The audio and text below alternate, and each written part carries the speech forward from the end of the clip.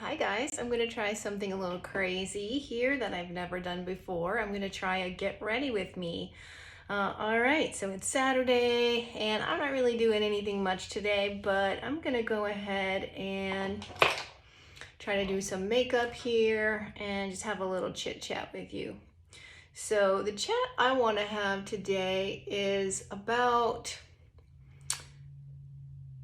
non-responders and slow responders on GLP-1 medications. There's a lot of people out there who really, they're on it. They've gone up in dose. They've gone up in lots of doses. They're up at the max dose and they're barely losing anything. And nobody really knows why at this point in time, just that some people just don't respond to the medication. So I don't know for sure. I'm not a non-responder. I'm not a slow responder by any stretch of the imagination. So I'm not really sure why it is, but I do have some theories. And what I want to touch on is going back to the concept of this sustainability with weight loss and dieting, and sort of this obsession that people seem to have about things needing to be sustainable, things needing to be like, things that you're willing to do for the rest of your entire life is the only thing that you should do while you're on a weight loss journey. And I get it. I understand where people are coming from. I think it's sort of a backlash against the diet mentality that so many of us fell into, where we wanted to be as strict as humanly possible and only limit ourselves to plain baked chicken breast and steamed broccoli and everything fat-free and flavorless and low cal and eating as few calories as possible, and those kind of practices that we did in the past that would then just sort of backfire on us, and they would lead us to maybe binging behavior or compensatory type behavior. And I do agree. I don't think that that's good or healthy mindset to have. But where I start to disagree is the fact that sustainability never helped me. I've done all the diets that were supposed to be sustainable in the past. I've done, I started my weight loss back in my early 20s on Jenny Craig, and that one is supposed to be a sustainable lifestyle. You're supposed to learn how to eat healthier portions, healthier types of foods, and it does incorporate, every kind of food. There's protein, there's carbs, there's, fruits and vegetables and fats and, treat foods and everything. You're just supposed to learn how to eat those foods in moderation. And the thing is that didn't work for me. I gained all of that weight back, no problem. I did Weight Watchers. Again, all of those points, they're supposed to be teaching you how to, make healthier choices and limit unhealthier choices. And, it's supposed to be all about sustainability. And I did that multiple times, and I still gained all my weight back after that. I've done other things that were supposed to be sustainable or that I intended for them to be for the long term. So I did paleo for a while. I did keto for a long time. I did paleo and keto. I did all kinds of programs that the idea was that was supposed to be, for life. And clearly it never was, okay? I mean, it doesn't matter how moderate you make the diet. It's not that, that's necessarily the problem. Again, other than other than the type of behavior that leads to binging because you're restricting so hard and you're saying, no, I can't eat this or I can't eat that. This is a good food. This is a bad food. I'm not going to allow this. I'm not going to allow that. I'm going to be very, very, very strict, and I'm going to limit this, that, and the other. And then again, it can lead to binge behaviors, and it can lead to things like that, which are not, obviously that goes against being healthy, and it's going to prevent you from maintaining long term. But I think, we're missing the point in that sustainability isn't really the issue. The issue is there's something going on biologically in our system that has prevented us from maintaining the weight before. And it wasn't so much the restriction, it's the fact that our bodies fight back no matter what kind of weight loss tactics you use. So even if you do something that's quote unquote sustainable, your body's still going to fight back just the same way that it will if you do something that's more strict or more rigid or more limited. And so I really think we need to let go of this idea of sustainable as the only way and the best way, and the best or the only way to lose weight. I think that sometimes if you go that route, I think you're leaving weight loss on the table that you might otherwise have achieved. And I'm specifically talking here about low responders, slow responders, non-responders on the GLP-1, because we know there's tons of people out there who barely change their diet at all, right? They eat whatever they want, they just eat less of it.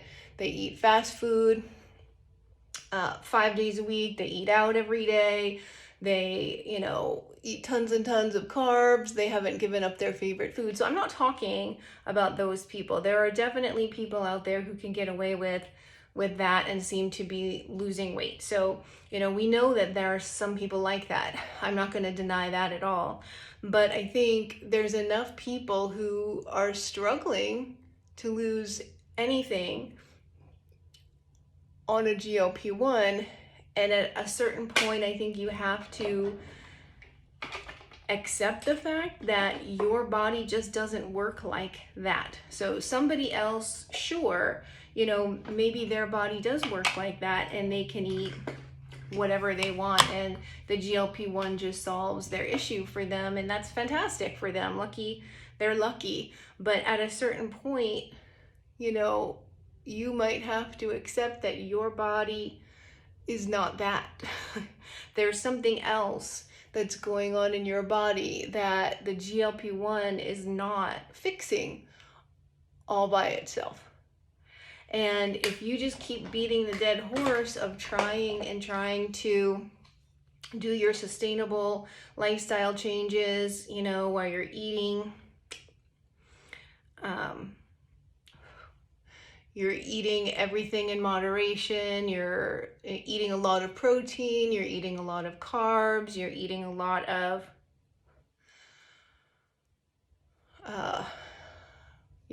I don't know, whatever, a lot of processed foods, a lot of carbohydrates, and you're not seeing the results, then I think it's time for you to say, okay, my body is just not handling this, why not? And look a little deeper, look a little further, and consider that you might actually need to change some things.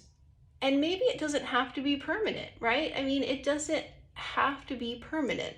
You might need to help your body restore healthy levels of insulin. And you might have to reduce your carbohydrates during that period of time, but that doesn't mean it has to be forever. Doesn't mean it has to be something that you can or will or want to do forever. If you can restore metabolic health in your cells, there's absolutely a chance that you can then reintroduce carbohydrates again at a certain point. There's absolutely a chance that you can go back and once you've achieved a healthy weight and you've achieved healthy metabolism and metabolic function, you certainly may be able to go back and add those things back to your life. but you just may not be able to do it until you kind of cross over, until you heal the things that are not working right in your body, and doing the things that are considered sustainable lifestyle changes just might not be enough to get your body to do that. And I'm not saying that everybody needs to be keto. I'm not saying that everybody needs to be carnivore. I'm not saying that. I'm just saying that I think a lot more people do than who want to be.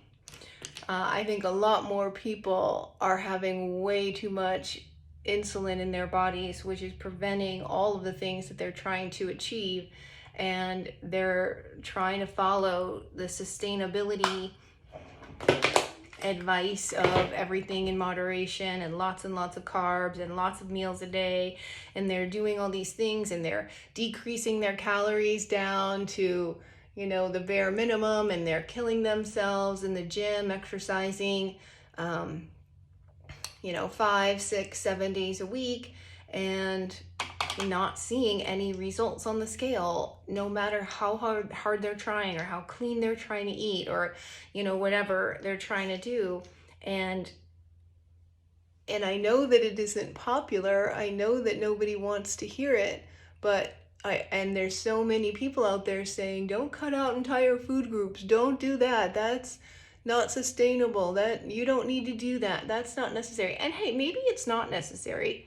I highly encourage you to get curious and to go out there and to look and see for yourself. There may be, more than one way to achieve the same goal. I think that one of the fastest and easiest for me ways to achieve the goal of reducing my insulin was to go keto carnivore, because it happened super fast. It was super easy for me to get into ketosis and stay there, and that to me was the fastest way to lower insulin. But I bet you if you went out there and Google and say, how can I lower my insulin without going keto or without doing carnivore, and I bet you that there's thousands of hits, if not more, of other ways that you can do it. I don't know all the different ways. I don't specialize in all those different ways. I just know what I've tried and what I've done and what I've seen. And I think that there probably are other ways to do it. So if I were you, I would go ahead, I would get curious, and I would look into it and see, okay, are there things that I am willing to do? Are there things that I'm willing to do or to change? And it only has to be for a season, okay? That's the thing I want to keep reiterating. I really want to burn it into your brain, is that sometimes to heal, you have to do things that are hard. Sometimes in order to heal a body that's not functioning the way that it's supposed to, then you have to actually make certain changes for a temporary period of time in order to let your body come back to the point where hopefully it can handle carbohydrates, and hopefully you will be able to eat a more sustainable diet with more variety. I know I'm certainly going to try. I'm doing carnivore now, and it's just a season of my life. It's just for now. It's just because at this point in my life, I know that my body is not working the way that it's supposed to anymore. There's metabolic dysfunction. There's dysfunction at the level of the mitochondria. My body does not produce the right amount of insulin. It has too much insulin in it at any given time, and that's part of why I'm in the situation that I'm in. And I have to just take this period of my life to buckle down and to make the changes to heal that from within. And once I've healed, then I have the option of trying new things, of adding things back in. And I have every intention of doing that. So rather than think about it as like deprivation or severity or strictness or not being sustainable or coming from the perspective of what you can't have, why not think about it as supporting your body in the way that it needs to be supported in this particular season, and making the changes that you need to make for now does not have to be forever. It's just for a season. And try some things to reduce your insulin. Try some ways to reset your leptin. Try some ways to balance those hormones that are really running the show behind the scenes. Try healing your mitochondria. All those things are happening at a fundamental level, and they're the things that are determining whether whether you can eat more things in moderation and still maintain a healthy weight, or whether you're the person who's trying to survive on a 1200 calorie diet and eating perfectly in whatever definition that is for you, and killing yourself in the gym and not getting any weight loss results that you want. That's just frustrating. That's horrible. And I wouldn't want to live that way. And also, this medication is really expensive. And so do you want to get the most out of this medication that you possibly can? Or do you want to keep beating the dead horse of sustainability and moderation and sustainability and moderation if it's not working for you? Have an open mind. Do a little bit of digging. There's tons and tons of content out there. There's tons of studies. There's tons of research. There's tons of things that really show that that insulin, that leptin, that these hormones are really more in charge than anything else. And they're going to determine whether you can handle those carbohydrates or not. And if you can do what it is that you need to do and make the most out of this medication that you have, you're going to get a bigger bang for your buck in the end, or at least you won't be wasting money. And then in the future, you can expand. Once you've achieved the health that you want, then you can open it up to other options. But maybe try something a little bit different when sustainability isn't working.